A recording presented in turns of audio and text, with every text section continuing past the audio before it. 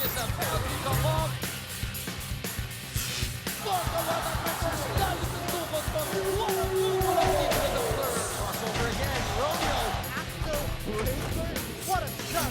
Mula kay Carlo. Going left, going right, and straight to goal! Right now, he's unstoppable. Throws sa palitan. Ito. JC is down. Sky for that dunk. Castro applied. Tumot down low. Bastos jam. Thompson. The right center. For the turn. Ball bell number 3. That's a big shot. Wow. There's an alley-oop. Aguilar with a rim rattler. Weber waiting down low. Two-handed. And then Kraken going down. Spider-Man. Use some atake. Slam dunk. And the center of this crowd roar. Ito, napakagandang laban ang nakahain para sa ating lahat. Alaska, Trainer Shine, dalawang kupunan niya na nandiyan dyan sa gitna ng ating team standings. They wanna climb up as we go along. At ang ating laban ng sapula sa puti, nagbukas na mula dito sa Mall of Asia Arena. Simula na ng tagisan ng tunay na lakas. Cobra, gusto ko ba? And the red shirts of Alaska will have first crack at the basket. Surprise, surprise, Charles. Calvin Abueva, part of the starting unit para kay Coach Alex Compton. Well, Calvin Abueva has been playing. I think Coach Alex wants to change things up, especially against the Rain Earthshine team na ito. Calvin having a solid year so far, solid confidence. Hindi nga siya double-double, but the usual 11 points, 7 rebounds. In limited minutes, I'd say limited because in another team, baka nasa 35 to 40 minutes yan per game. Kasama ni Abueva sa Sega itong sina Ping Eximiniano, Shane Edwards, kanilang import, Damos Sanitos, and RJ Azul likewise there. As Antoine Wright will draw first blood. Good start for Antoine Wright. You have to remember, this guy was actually a first-round pick sa NBA, number 15 overall yan. So, hindi biro yan. But a big adjustment for him is sa NBA and throughout his career, 2 o 3 linalaro niya. Ngayon sa PBA, 4 yung ipaglalaro sa kanya ng Rainer Shine. So, medyo adjustment din yan for him. Antoine Wright is joined on the floor by Pon Ferrada. Nandiyan din sila Norwood, Cruz, and Nimes. Nasa Rainer Shine na naman ang bola. Right from deep. Oh, good. Sinusubok niya kahit nung PBA debut niya, hindi pa pumapasok para sa Oo, kanya. sabi nga ng Rainer Shine that they felt that he relied too much on his outside shot. Of course, yun nga yung role niya sa NBA dati, spot-up shooter, tira-tira ka lang. But they like to see him put the ball on the floor a bit more.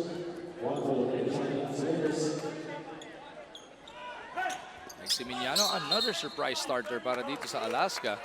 Pero bago pa man sila makaporma, meron ng foul.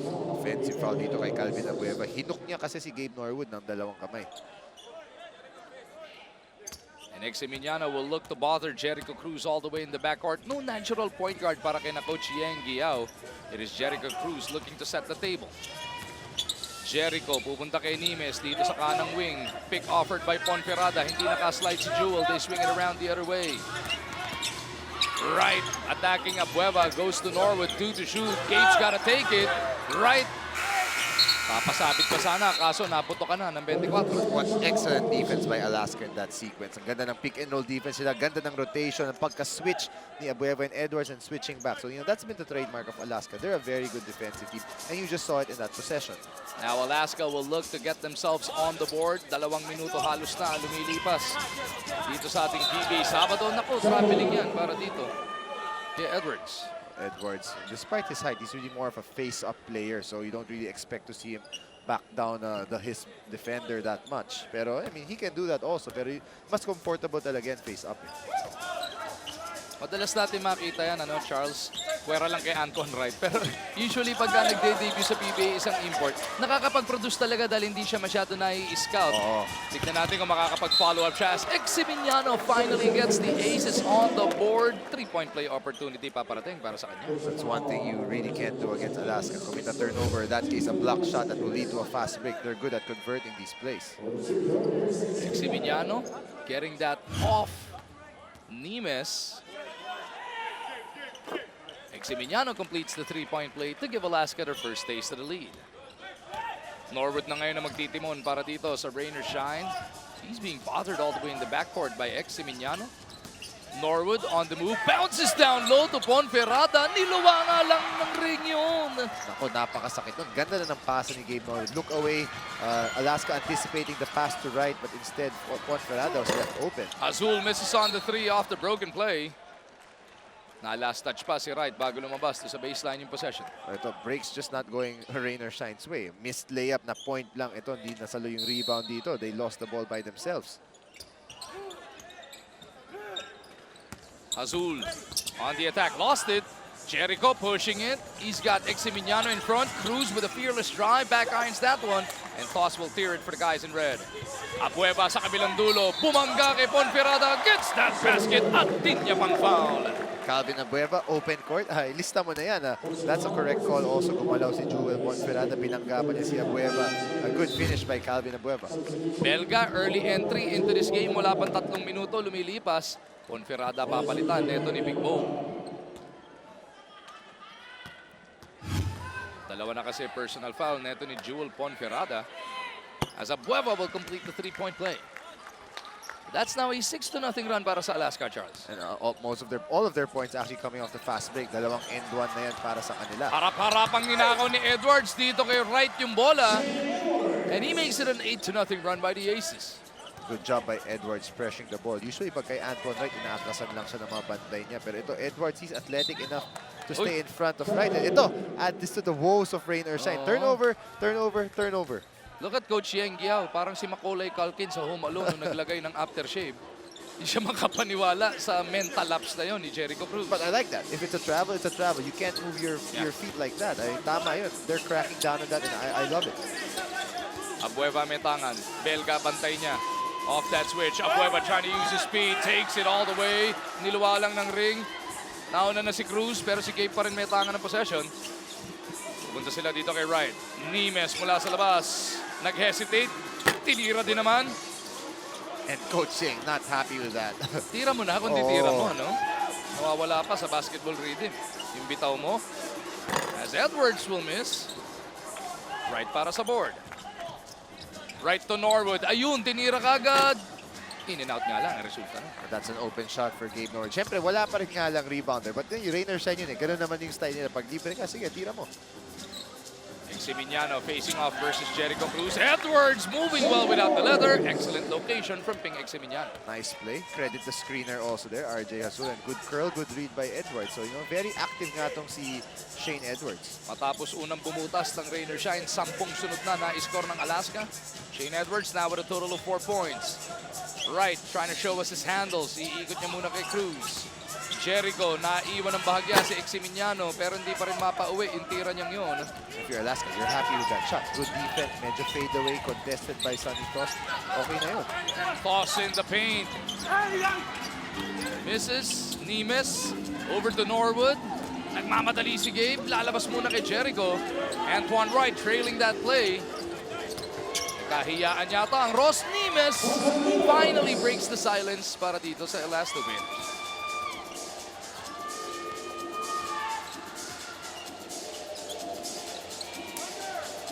Eximignano waiting for that pick from Edwards. Edwards will have Cruz on him. Pero babalik din kagad naman si Belga. They go cross court to Abueva. 3-pointer is good para dito kay Calvin. Hatid sa atin ng Oppo F1 Selfie Expert. So that start nga para kay Calvin Abueva today. He already has 6 points right away. So paying dividends for Coach Alex Compton. 13-4 nasa ating talaan. Siya mga bante ng mga alas. Azul bothering that pass. 11 seconds matitira sa shot clock ng Rain or Shine. And Rain or Shine better be careful. You remember their game against Ginebra. They were playing from behind pretty much the whole game. Hindi madali humabol kahit gaano kayo kagaling. Pati na rin sa Meralco nung nagpatambak sila. So no, it's not a good trend for them early this conference. Right over to Norwood. They swing it to Nimes. Back to Gabe. 3-pointer on the way. Norwood delivers from deep. Hatid sa atin ng Oppo F1 Selfie Expert.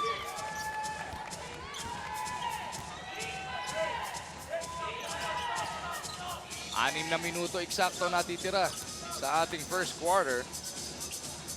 Azul, iikot kay Eximignano. Napawi kagad yung tres na yun. No respect sa kanya si Jericho Cruz. Pinanood lang ni Jericho Cruz. I know you can say, okay, Eximignano, let's let him shoot. But you at least put your hand up. Don't watch him shoot that ball. He's gonna make it pa rin. Cruz on the attack, leaving Eximiniano. Jericho nang hinayang, 3-point play opportunity sana yun. Josian, run the play! We get the open shots, we're not taking it. It's all hesitation. We have no lift, we have no power. On the ball screen, nobody can turn the corner on the ball screen. That's why nothing's happening. My bad, I gotta set that screen. Wait for me a little bit. Shane Edwards is not even thinking whether how long or short his stint as a replacement for Rob Dozier will be. He takes it one day at a time and he makes sure that he works hard in practice as much as he does in the game. And aside from that, what Coach Alex is expecting from him is to add to the energy that Calvin Abueva and Vic Manuel brings. And that is no problem for Shane as he likes an up-tempo game playing an open court basketball. Back to you guys. Well, tama nga naman si Apple dyan about Shane Edwards. That's a great mentality to have as a player. You know your role.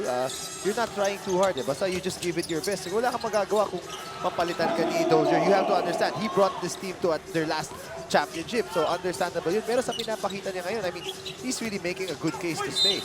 Speaking of nagpapakita, Abueva now with a total of 8 points. Pero si Belga naman sa kabila ay nakakakuha ng basket plus a bonus free throw. Looks like Rain or Shine will continue to miss the services of Paul Lee, who has been trying to recover since the semifinal round of the Philippine Cup from that knee injury. Sa kabila naman, hindi pa rin natin natatanong si Don Ontiveros, who is trying to shake off fatigue. Oo, rest daw. Sabi sa akin ni Dicky Bachman, they're just gonna rest him. Maybe he may play in their game against Phoenix, possibly hindi. Pero malapit-lapit na rin ang return ni Don Ontiveros. Samantalang Paul Lee nga, malaking bagay yan. Obviously, arguably one of the best point guards in the whole PBA. So that's a big loss for Rain or Shine.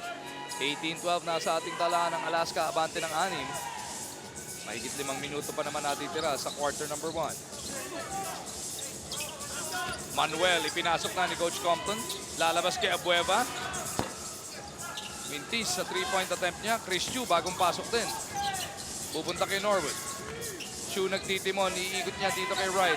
Nimes, Belga, complete the 5. Norwood mula sa kanan. Punches it through. Credit Antoine Wright for attacking, drawing the help defender, nag-help sa corner. That's the easiest pass to make. Pero at the same time, Coach Yeng, nung last time out, sabi niya, we're hesitating on our open shots. We're getting open shots, we're not making it. And he was really emphatic that he wanted more power from the guys, more strength. Laban daw. Speaking of open shots, RJ Azul drills that 3-pointer to push their lead back up to 6. Norwood gusto bumawi na naman. This time ilalapit ng bagya. Right from top of the key. And Antoine delivers the long one. Nakashoot na rin ng 3 points. Last game na, 25% lang siya from the field for that whole game. Didn't shoot a single 3-pointer. 0 for 7, pero ito nakabutas na. Even shooting we are looking for. Ito, may gunner pang pumasok para kina Coach Yeng. Jeff Chan now part of the 5. He has relieved Nimes. As we get this report from Miss Apple. Mag-entrance, pinag-uusapan nyo kanina si Paulie. Pag-gising daw niya kanina, feeling niya maglalaro na siya. Pero naalala niya, hindi pa nga pwede dahil hindi pa siya fully recovered. Pero konting tiis na lang dahil after 1 week, pwede na siya mag-ensayo ulit. And soon enough, makalaro na daw siya. Balik sa inyo. Nahibang si Paulie. Okay yun Pag-gising niya, kala niya lalaro siya. Hindi pala, hindi. Baka naginip pa siya doon. Siyempre, alam mo naman yung mga ganyang manlalaro natin, hindi lang nga hanap buhay ito. They're living the dream. Kaya kahit tulog, yan pa rin ang iniisip niya. Passion talaga yan. And speaking of passion, a guy playing with passion, tingnan mo yung numbers ni Calvin Abueva. 11 points, 7.5 rebounds. Siyempre, sometimes siya yung bumabantay sa import. Import yung nagbabantay sa kanya rin. So, you know, it's not easy thing to do. And he's already about to hit his averages. And we're just in the first quarter. At least a points, 9 puntos na. Gawin mong 10. 23-18, Alaska. Up by 5. Chu nagtawid ng bola. Azul trying to keep right in step with Chris. An illegal pick is whistled on Belga.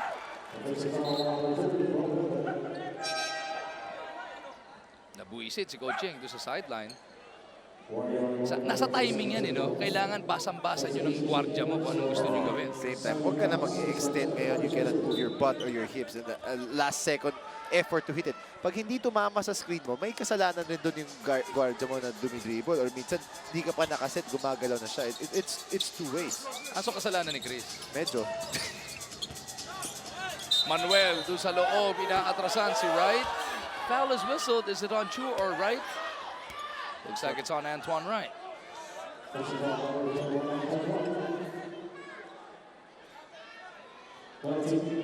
Dahil penalty na itong Rain or Shine, 2 shots ang ibibigay kay Muscle Man. Vic Manuel having another solid confidence again. 16.5 points for him.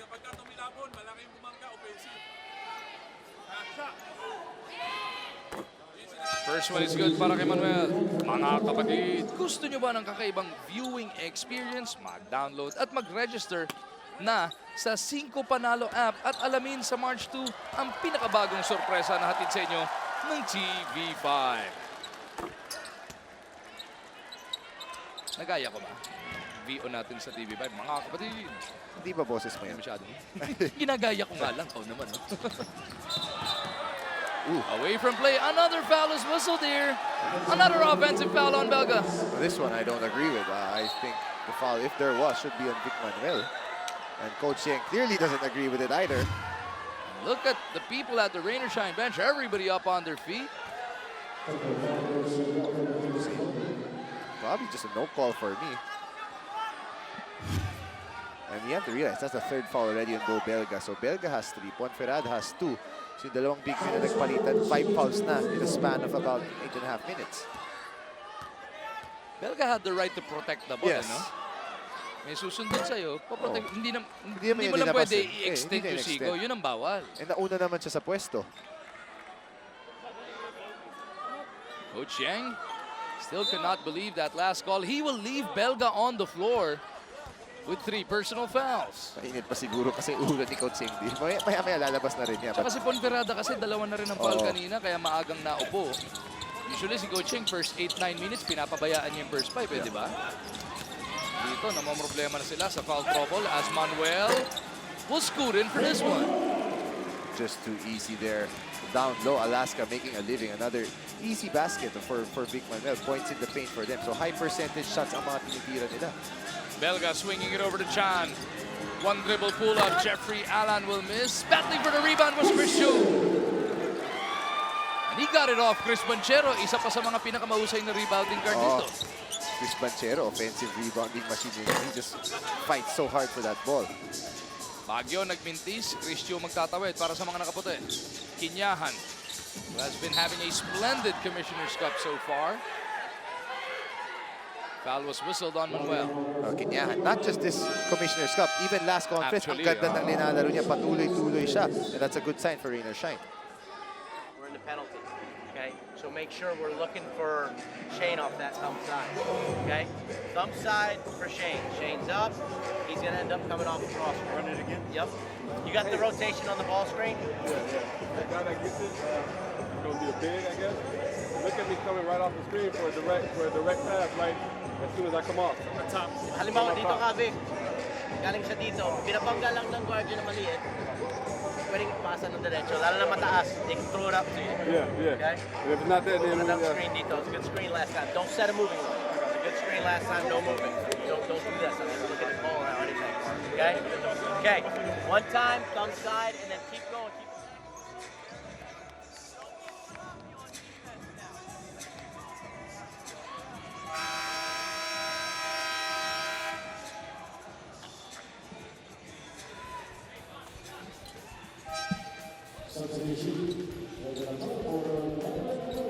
Coach Alex Compton reminding his 5 on the floor during that last timeout that Rain or Shine is in the penalty. He wants everybody to attack the rim. No settling for outside shots. Pero Rain or Shine is on offense right now. Kevin Racal has just checked into this game, picks up a foul. These are what I call make-up calls. Sa mga foul kanina na, pwede mo hindi tawagin yun eh. Norwood may tangan ng bola. And it's the 14th foul now for Alaska. Sobra yung pasa ni Gabe, papunta sana dito kay Ginyahan. Good intention, just too high there. Pero alam mo sa isang timeout natin, earlier timeout of Rainer Shine, narinig ko si Coach Sheng sabi niya, pag pick and roll kasi hindi tayo umaatake kaya wala nangyayari. That time, Gabe had a good intention, just wasn't able to convert. But if JR caught that, Jeff Chan was also wide open in the corner. 27-20, pito ang abante ng mga alas. Edwards may tangan ng bola, they go over to Baguio. Rakal, hinahanap ito si Edwards, yan yung narinig natin dun sa timeout. They want this guy, Shane Edwards, attacking Belga, and Edwards will get the finger roll. Well, Coach Sheng deciding to leave Bo Belga in despite his 3 fouls, and that's one of the drawbacks there. Belga doesn't want to commit his 4th foul, so he's just going to let Edwards do whatever he wants. Chu to Belga, bouncing over to Kinyahan. Extra Rice incorporated, connecting on that one. If you're Vic Manuel, you have to close out better kay JR Kinyan. Hindi ka naman maiiwanan yan. You give him space, he'll really take that shot. Yan yung scouting report sa kanya. Edwards hands it off, papunta kay Rakal. Banchero di diskarte. Manuel coming over to offer the pick. Banchero mula sa labas. Chan para sa rebound. Chan scooting in and kicks it out. Kinyahan to Belga. Hinanap si Chu for the long one. Chris Chu buries the 3. Nice handoff there. Good early offense by Rainer Shine. Nice handoff Bo Belga kay Chris Chu. Good shooter if left open. He has to make that shot. Baguio mula sa kanan, bounces it down low. Edwards with a pull-up. Mintis, Chu para sa board. Chu di diskarte, 4 na kalaban. Inantay muna yung pick ni Belga. Belga on the slide, tatanggap, pull-up jumper. Mintis. Oh, that's a good shot though. Quality shot doon. Bo Belga's shot. So offensive Rainer Shine getting a bit better. Yung mga tira nila mas okay na ngayon. You like the pressure Baguio just applied there. Tinitingnan niya, baka sakaling nakataligod pa yung depensa ng Rainer Shine. Forcing them to come in earlier as a traveling violation is whistled on Shane Edwards. Hinatak ni Bo yung silya. Oh, nice move there by Bo Belga. Sabi na, kanina ka pa nakakashoot sa akin. Bawian naman kita. And heads up play. We've seen that from Bo. He does that a lot. Tries to do that on Junmar Fajardo also a lot. Magparamdam sa inyong paboritong PBA idols using Shout, a new way of expressing yourself quickly and easily. Punta lang sa sports5.ph and look for the Shout tab para magpabati sa inyong mga bida dito sa liga. Libre po ito with no registration required. 29-25, Alaska up by 4. Nasa Rainer Shine ang bola. Coming upon half a minute remaining. Sa ating unang yugto, Kinyahan gets it to Chu. Di maka back-to-back si Chris pero rebound nandito kay Wright. Nakababalik lang, pinalitan si Belga. Antoine making his move kontra kay Edwards. He takes that baseline. It is shot on him by Edwards. Chu again. Antoine Wright and Edwards battling for it. Edwards taps it over to Rakal. 9 seconds remaining in the first quarter of play. Banchero nilusutan etong si Wright. Banchero scoops it out. Rakal to the corner. Edwards tinabot na ng first quarter buzzer from our vantage point, but the referees will review that. Oh, I think for sure that's not going to count. So good hold there by Rainer Shine that last stand. At least they're just down by 4 after being down by as much as 9. Take a look at what has happened already in this first 12 minutes of play. All about Calvin Abueva early. That's been the Calvin Abueva show. He's got 10 points already in this great first quarter. 29-25, lamang ng 4 ang Alaska.